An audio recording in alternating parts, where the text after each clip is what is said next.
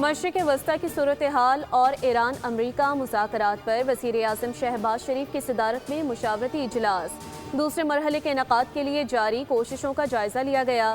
وزیر خارجہ نے مختلف ممالک کے وزرائے خارجہ سے رابطوں پر وزیر اعظم کو اعتماد میں لیا۔ وزیر اعظم نے کہا کہ امید ہے کہ ایران اور امریکہ کو جلد مذاکرات کی میز پر دوبارہ بٹھانے میں کامیاب ہو جائیں گے۔ پاکستان مشرق وسطی میں پائیدار امن کے قیام کے لیے سفارتی کوششیں جاری رکھے گا۔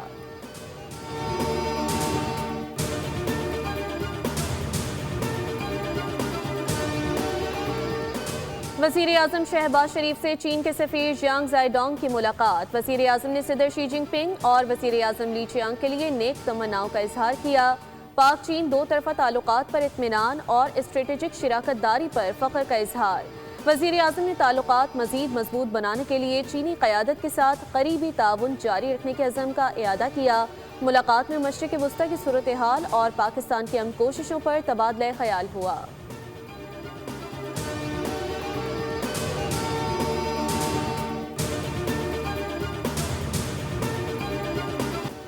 صدر ٹرمپ نے جنگ بندی کی کوئی ڈیڈ لائن نہیں دی۔ جب وہ بہتر سمجھیں گے جنگ کی ٹائم لائن دیں گے۔ امریکہ مذاکرات کے لیے ایران کے جواب کا انتظار کر رہا ہے۔ ترجمان وائٹ ہاؤس کیرولین لیوٹ کی پریس بریفنگ۔ کہا ایران کی بحری ناکہ بندی جاری ہے۔ امریکہ اپنی شرائط میں نرمی نہیں کرے گا۔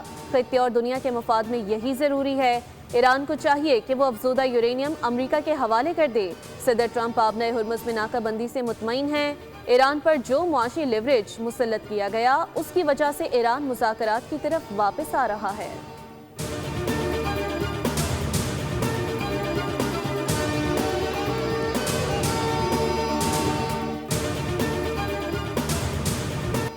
آئندہ 36 سے 72 گھنٹے اہم ہیں۔ ایران کے ساتھ مذاکرات کا دوسرا دور جمعے کو ہو سکتا ہے۔ امریکی صدر کی نیو یارک پوسٹ سے گفتگو۔ کہا ایران کے ساتھ مذاکرات کے دوسرے دور کے لیے اچھی خبر ہے۔ فوج کو ہدایت دی ہے کہ ناکہ بندی جاری رکھے۔ جنگ بندی کو اس وقت تک بڑھا رہے ہیں جب تک ایران تجاویز پیش نہیں کر دیتا۔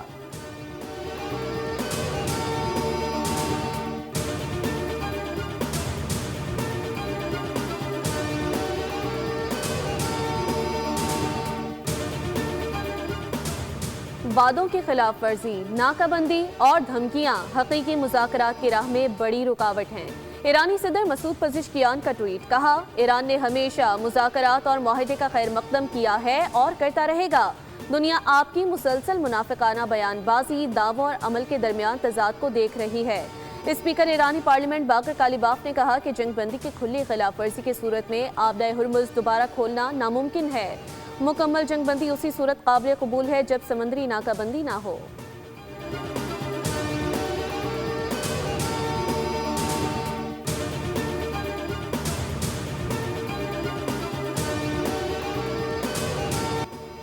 فیلڈ مارشل عاصم منیر امریکہ ایران مذاکرات بچانے میں سرگرم ہیں۔ برطانوی جریدے فائنینشل ٹائمز نے دعویٰ کیا ہے کہ مذاکرات اور ثالثی کے عمل میں فیلڈ مارشل عاصم منیر کو ایک غیر روایتی مگر مرکزی کردار کے طور پر دیکھا جا رہا ہے۔ رپورٹ کے مطابق پاکستان، ایران اور امریکہ کے درمیان جاری کشیدگی میں سفارتی ثالثی کی کوششوں میں اہم کردار ادا کر رہا ہے۔ دونوں ممالک کے درمیان اعتماد کی کمی، پابندیوں اور فوجی کشیدگی کے باعث امن مذاکرات مشکل صورتحال کا شکار ہیں۔ تاہم پاکستان خطے میں رابطہ کاری اور مذاکرات کی راہ ہموار کرنے کے لیے جتن کر رہا ہے۔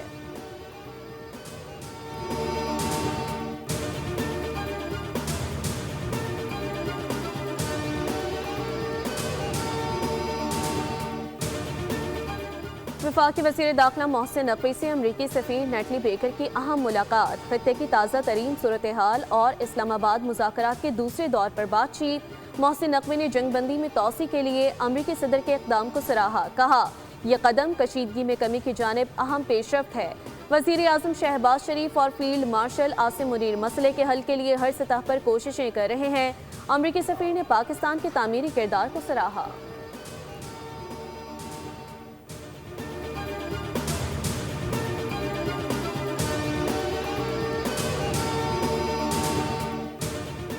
اسرائیل عرصہ دراز سے امریکہ کو ایران سے جنگ پر اکسا رہا تھا۔ سابق امریکی وزیر خارجہ جان کیری نے انکشاف کیا کہ ماضی میں امریکہ کے 3 صدور نیتن یاہو کے ایران سے جنگ کے منصوبے کو مسترد کر چکے ہیں۔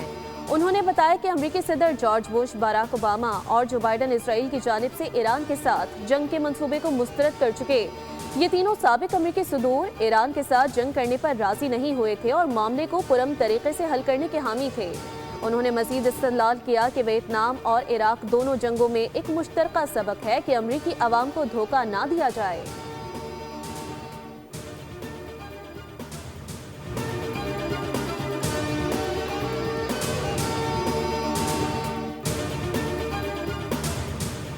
امریکی انتظامیہ میں اختلافات، آرمی چیف کے بعد امریکی وزیر بحریہ عہدے سے برطرف جان فیلن اور وزیر جنگ میں کئی ماہ سے اختلافات چل رہے تھے۔ جان سی فیلن کو 2024 میں صدر ٹرمپ نے وزیر نیوی نامزد کیا تھا۔ فیلن پر تنقید کی گئی تھی کہ انہیں بحریہ، فوج یا قومی سلامتی پالیسی اور ڈیفنس انڈسٹری سے متعلق تجربہ نہیں۔ ہنگ کاؤ قائم مقامی سیکریٹری نیوی مقرر کر دیے گئے۔ سیکریٹری ہوم لینڈ سیکیورٹی اور اٹارنی جنرل کو بھی عہدے سے برطرف کیا گیا۔ لیبر سیکریٹری شاویز سے بھی استعفیٰ لے لیا گیا تھا۔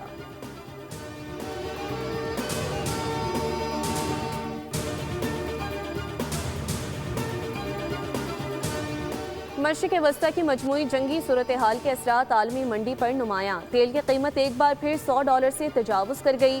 برطانوی خام تیل 1.73% اضافے کے بعد $103.54 تک پہنچ گیا۔ امریکی خام تیل 1.84% بڑھ کر $94.80 ہو گیا۔ ماربن کروڈ 6% اضافے سے $103 سے اوپر جا پہنچا۔ نیچرل گیس کی اگر بات کی جائے تو 2.72 PMM BTU پر ٹریڈ کر رہی ہے۔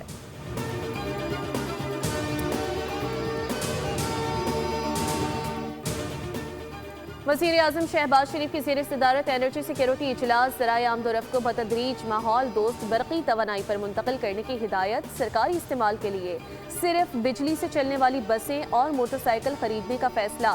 چارجنگ اسٹیشنز کے قیام کے لیے مزید تیزی سے اقدامات کی ہدایت۔ وزیر اعظم نے مقامی طور پر اعلیٰ معیار کی بیٹریاں خریدنے کی حوصلہ افزائی پر زور دیا۔ کہا موجودہ علاقائی صورتحال میں بروقت اقدامات سے توانائی بحران پیدا نہیں ہوا۔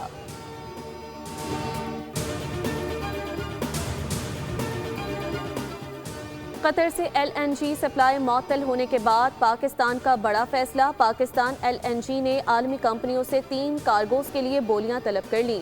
بولیاں 24 اپریل کو کھولی جائیں گی۔ پہلے کارگو کی سپلائی 27 تا 30 اپریل، دوسرے کارگو کی 1 تا 7 مئی اور تیسرے کارگو کی 8 تا 14 مئی کے لیے شیڈول کی گئی ہے۔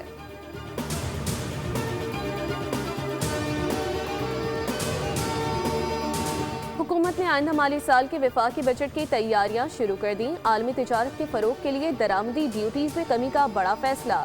IMF کو نان ٹیرف رکاوٹیں ختم کرنے کی یقین دہانی۔ جون 2026 تک 2500 سے زائد رکاوٹیں ختم کی جائیں گی۔ ٹیکسٹائل، لیدر، فارماسیوٹیکل اور آٹو موبائل سمیت متعدد شعبوں پر سے پابندیاں ہٹیں گی۔ اصلاحات کا مقصد ملکی صنعت کو عالمی مسابقت کے قابل بنانا ہے۔